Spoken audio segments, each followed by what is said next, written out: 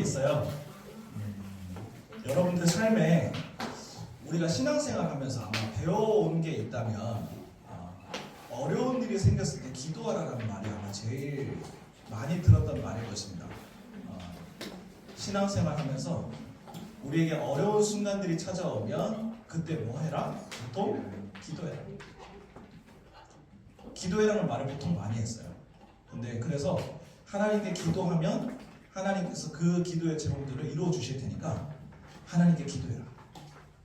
근데 실질적으로 우리가 기도를 한다고 했을 때 우리의 삶에서 기도하는 것들이 이루어지는 사람도 있겠지만 기도를 했을 때 이루어지지 않는 경우도 분명히 보게 된다는 것이죠. 기도를 했는데 기도 제목대로 이루어진 분 한번 손 들어 보실까요? 아무도 없어요? 내려주세요.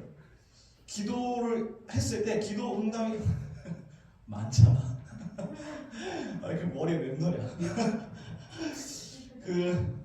기도를 우리가 했을 때 하나님께서 기도의 제목을 이루어 주시는 것도 있지만 우리가 하나님께서 이루어 주지 않는 것도 있음을 보게 되죠. 그러면 우리는 어떻게 해야 될까요? 만약에 여러분들의 상황 가운데 중요한 것이 있습니다. 근데 그 중요한 걸 놓고 내가 미친 듯이 매달렸어요. 그래서 그게 되면 다행이에요. 정말 축하할 일이죠. 되지 않으면 어떻게 하죠? 여러분들이 하나님을 온전히 믿고 살아가기를 원해서 예배 시간을 빠뜨리지 않고 예배 자리에 참석했습니다. 근데 그것과 상관없이 여러분들의 결과가 좋지 않으면 어떻게 할까요? 그런 생각을 많이 하게 돼요. 실질적으로 우리가 예수님 믿는다면서 이 자리에 앉아있지만 기도의 제목대로 기도가 이루어지지 않을 때 우리가 느끼는 절망감이 상당히 크거든요. 사실 엄청난 절망감으로 다가오거든요. 한동안 정신을 못 차릴 거야. 아마 심연에 빠진 상태에서 어떻게 하지? 정말 마음이 절제가 되지 않는다 하는 그런 마음가짐들을 많이 가질 거예요. 이처럼 우리가 신앙인으로서 하나님 앞에서 기도하는 삶을 산다는 것은 매우 중요한 일입니다. 사실 신앙인은 기도하라고 하셨어요. 예수님께서도 그렇게 말씀하셨잖아요. 너희가 구하고 찾고 두드리라. 그러면 어떻게 된다고요? 열린다고. 그래서 하나님께서 진정으로 기도하는 자에게 그 문을 열어주신다고 약속하셨어요. 근데 약속하셨는데 왜 하나님께서 우리가 기도할 때 그 기도의 제목들을 안 이루어주시냐는 거죠. 시험 드는 순간들이 찾아온다는 거죠. 그때 우리 하나님 어떻게 대해야 될지 우리 정말 애매하고 힘든 상황들이 많을 것입니다. 우리가 기도하는 바와 그리고 하나님께서 원하시는 바가 다르면요, 그러면 때로는 기도가 내용이 이루어지지 않을 수도 있어요. 그래서 여러분들께 제가 정말 강조하는 것이 뭐냐면 그냥 보이는 대로 확 걸어가지 마시고 뛰어가지 마시고 내가 지금 잘 걸어가고 있는지 방향성을 항상 체크하라고 제가 말씀을 드려요. 여러분들이 어떤 일을 하시는지 죄송해요. 솔직히 내 인생 아니에요. 그래서 여러분들이 무슨 생각하시는지 그 판단은 여러분들의 몫이에요. 그러나 여러분들이 방향을 제대로 잡고 나아가지 않으면 그 후에 일어나는 후폭풍은 여러분들이 감당하셔야 된다는 거예요. 하나님은 항상 우리가 하나님의 뜻 가운데 살기를 원하고 계십니다. 하나님은 우리가 항상 당신의 뜻에 순종하는 삶을 살기를 원하세요.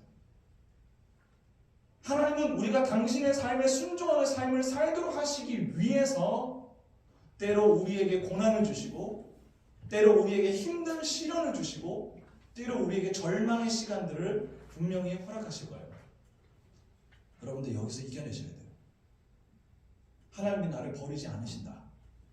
그 사실을 여러분들이 인정하셔야 됩니다. 그리고 받아들이셔야 돼요. 오늘 저희가 보는 이스라엘 백성들을 좀 한번 보려고 해요. 특별히 우리가 모세 하면 그래도 좀 많이 들어본 인물이죠. 모세는 하나님으로부터 소명을 받았던 사람입니다.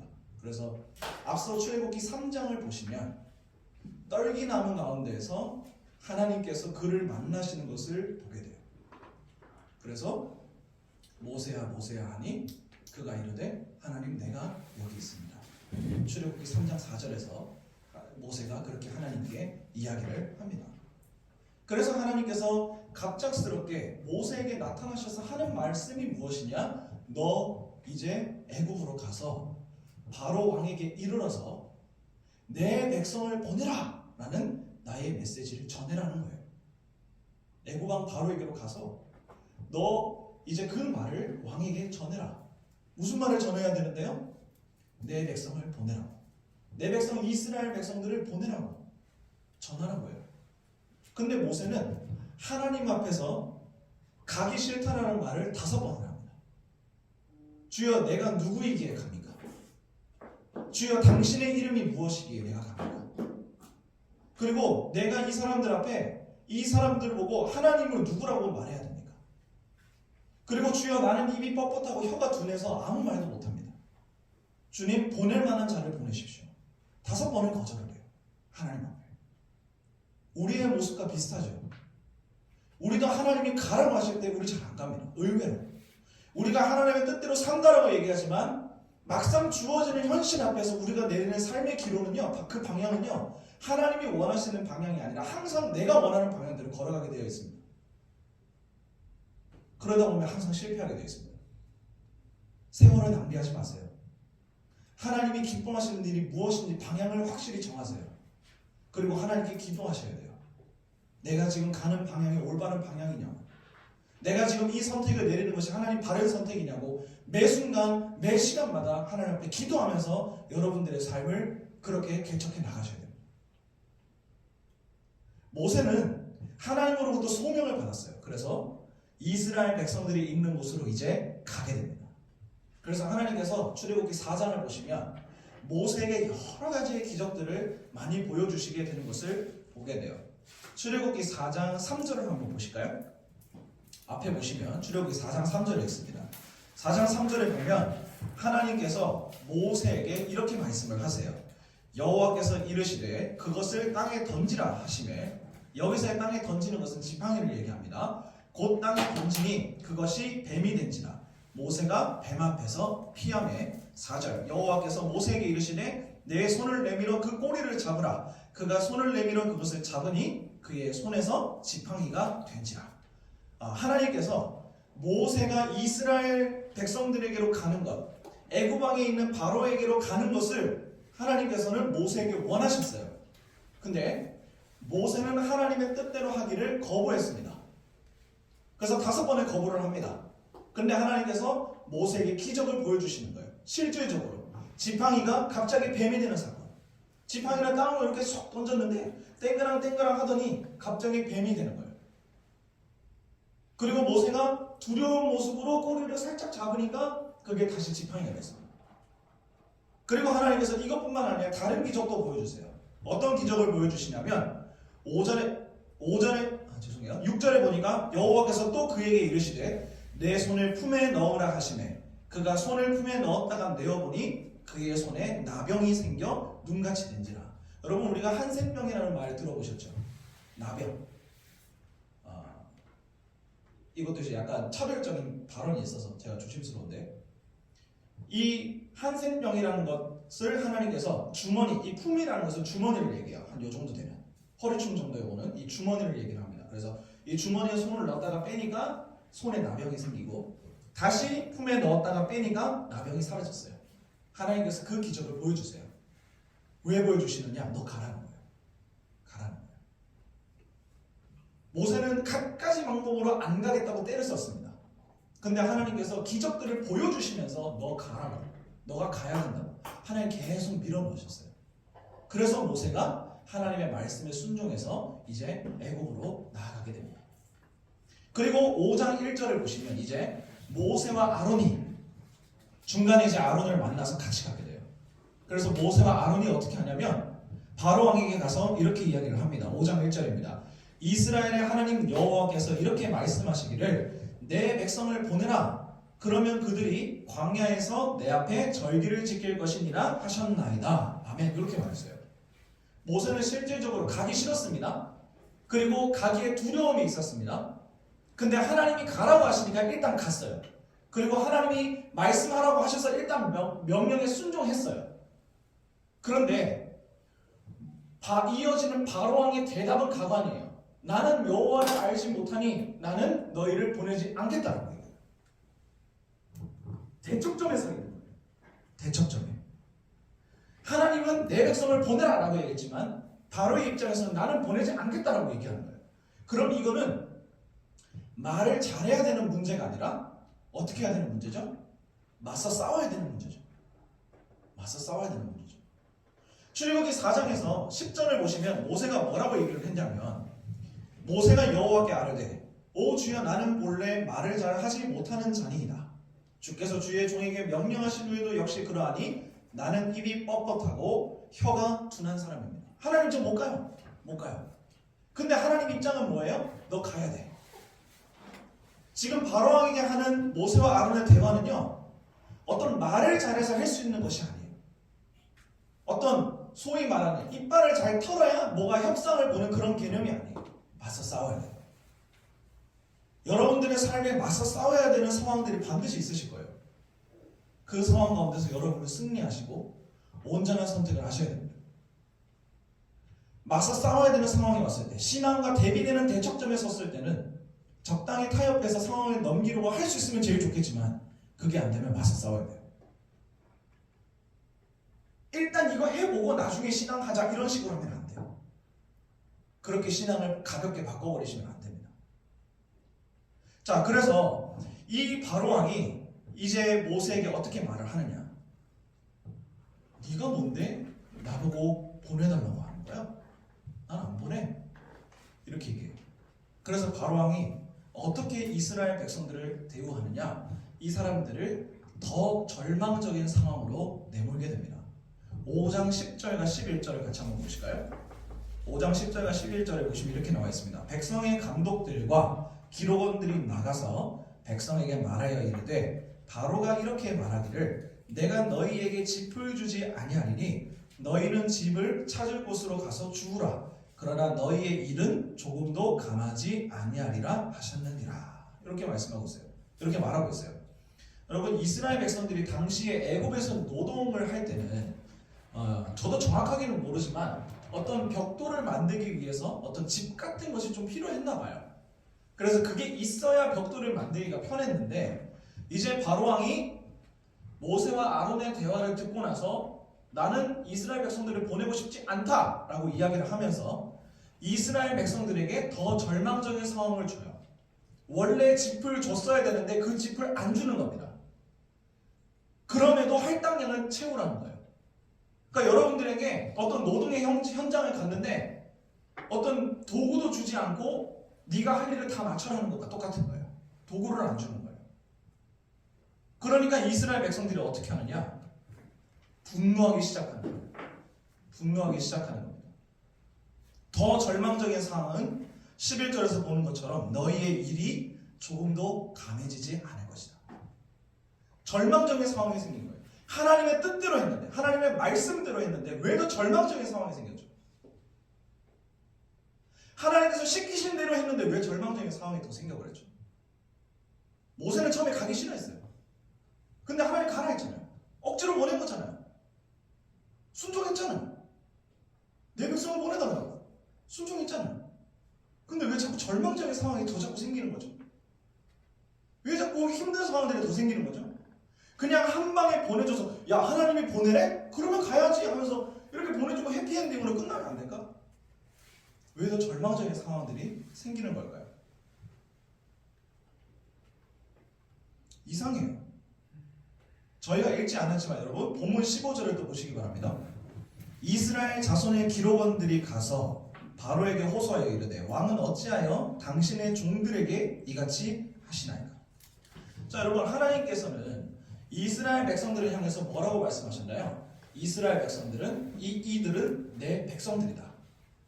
근데 바로왕은 죄송해요. 바로왕이 아니라 지금 이 15절에 나오는 이스라엘의 기록원들 이 사람들은 바로에게 뭐라고 이야기합니까?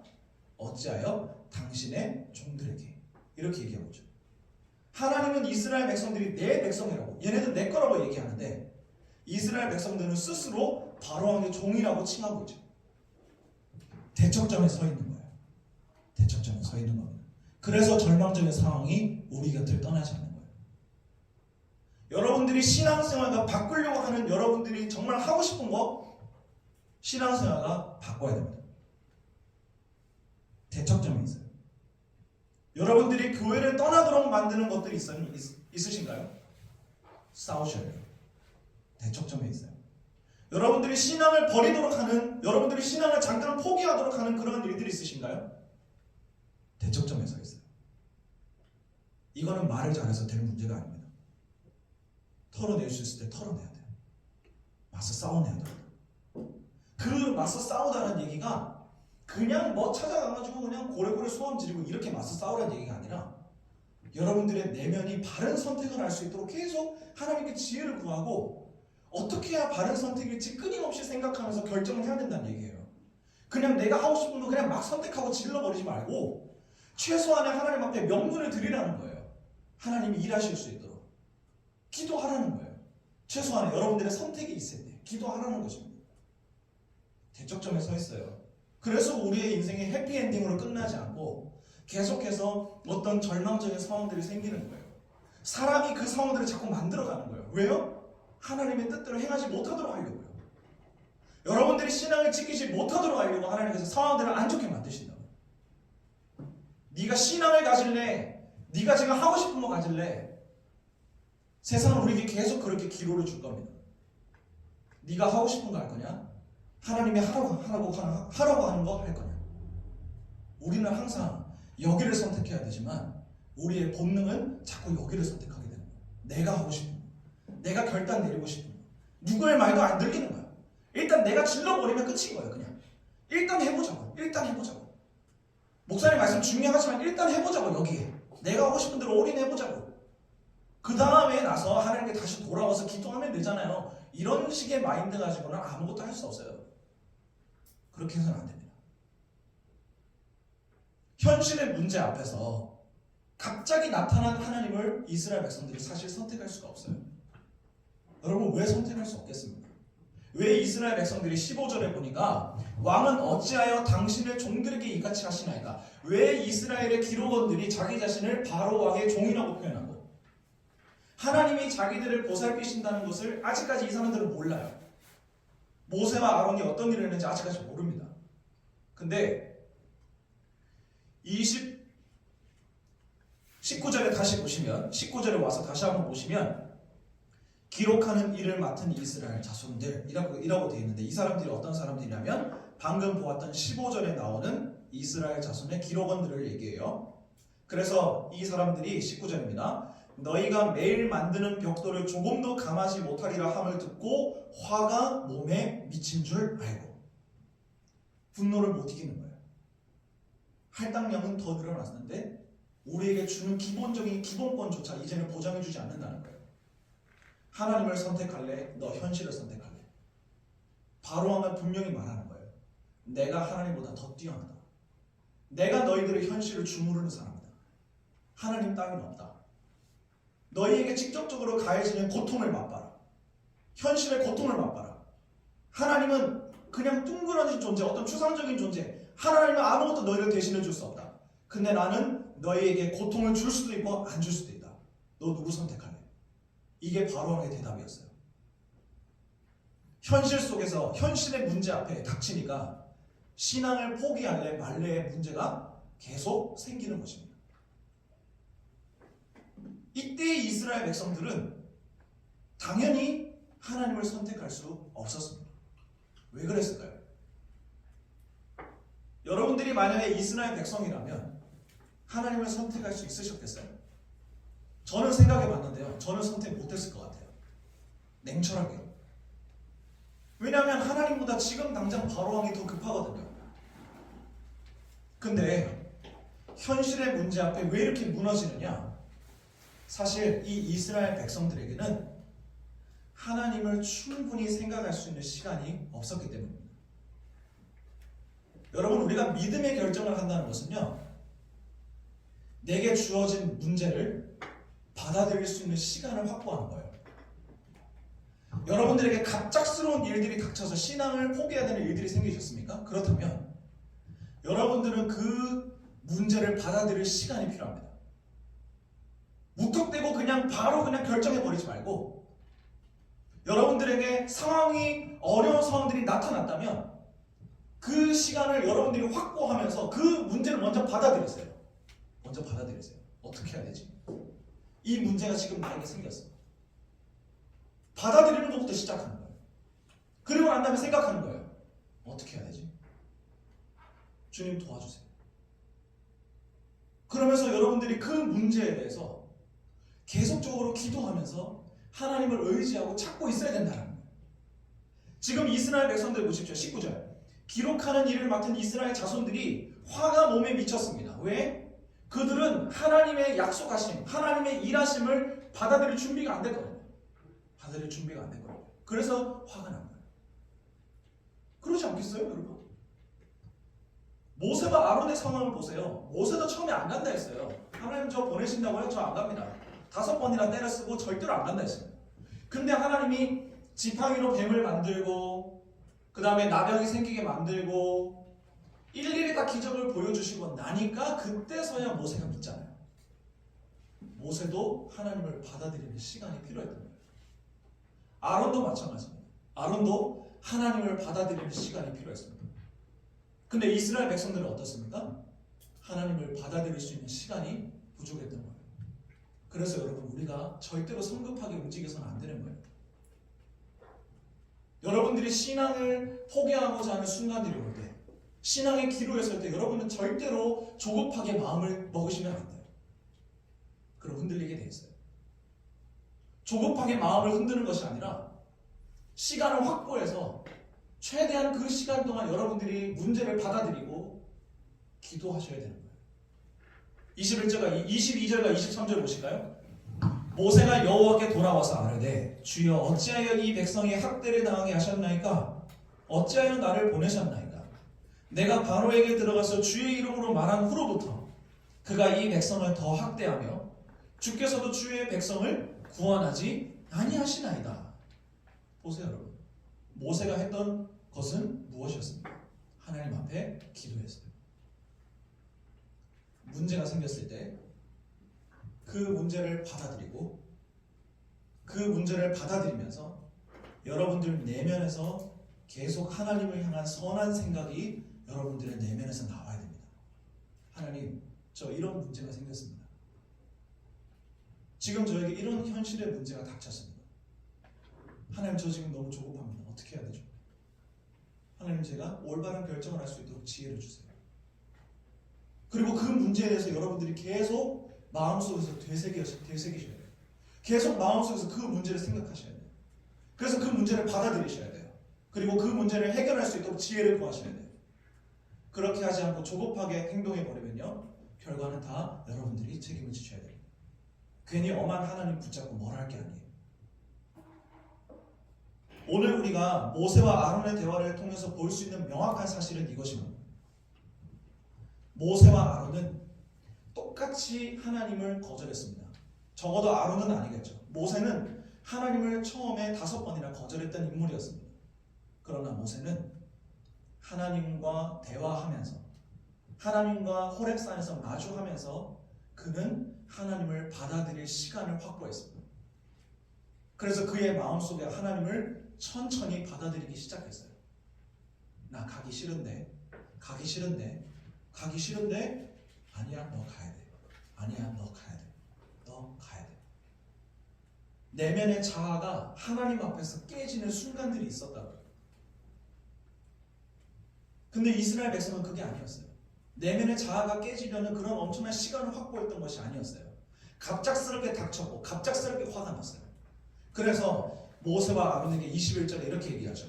그들에게 이르되 너희가 우리를 바로의 눈과 그의 신하의 눈에 미운 것이 되게 하고 그들의 손에 칼을 주어 우리를 죽이게 하는도다. 여호와가 너희를 살피시고 판단하시기를 원한다. 이 나쁜 놈들아. 이렇게 얘기합니다.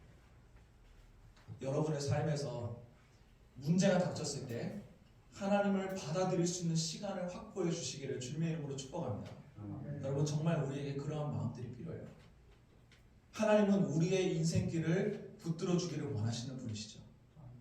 하나님은 저와 여러분들의 삶을 바른 길로 이끌어 주기를 원하시는 분이시죠. 하나님은 우리가 매 순간 올바른 결정을 내리기를 원하고 계세요. 그리고 여러분들이 오늘도 주어지는 삶의 문제를 여러분들이 지혜롭게 하나님께 구하기를 하나님께서 원하고 계십니다. 절대로 조급해지지 마세요. 절대로 갑작스럽게 문제에 대해서 결정을 내리지 마세요.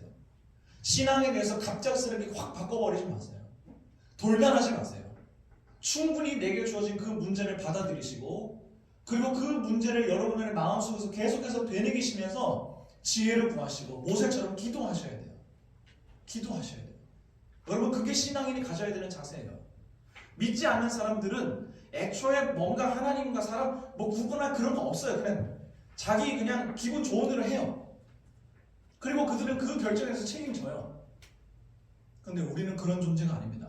우리는 하나님이 붙드시는 존재, 하나님이 사랑하시는 존재, 주님이 없이는 내가 살 수 없다는 그 고백으로 살아가는 존재가 우리죠.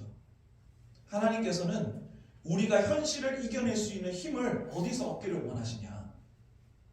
하나님 한 분만을 바라보는 것으로 우리의 신앙을 회복하기를 원하고 계세요.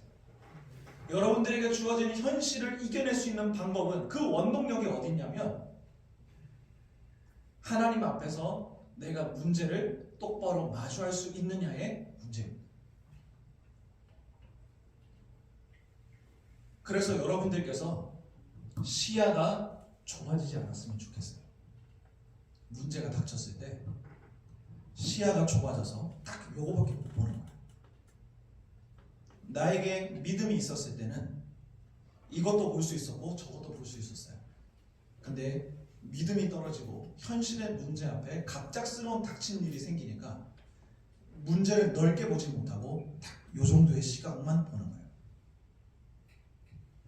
넘어지지 않았으면 좋겠습니다. 여러분들이 믿음 가운데서 올바른 선택을 하셨으면 좋겠습니다. 모세처럼 기도할 수 있었으면 좋겠습니다. 이스라엘 백성들처럼 조급하지 않았으면 좋겠습니다. 여러분들의 삶의 모든 결정을 하나님께 충분히 의뢰할 수 있는 시간을 여러분들께서 확보하시고 절대로 조급하게 여러분들의 그 결정들을 하지 마시고 하나님 저 어떻게 해야 될까요? 하나님 저 도와주세요. 하나님 저 이거 너무 시간이 지금 마음이 조급해 어떻게 해야 될지 모르겠어요. 하나님 도와주세요. 이렇게 하나님 앞에 기도할 수 있는 우리 사랑하는 모든 성원의 청년들이 될 수 있기를 주님의 이름으로 축복합니다.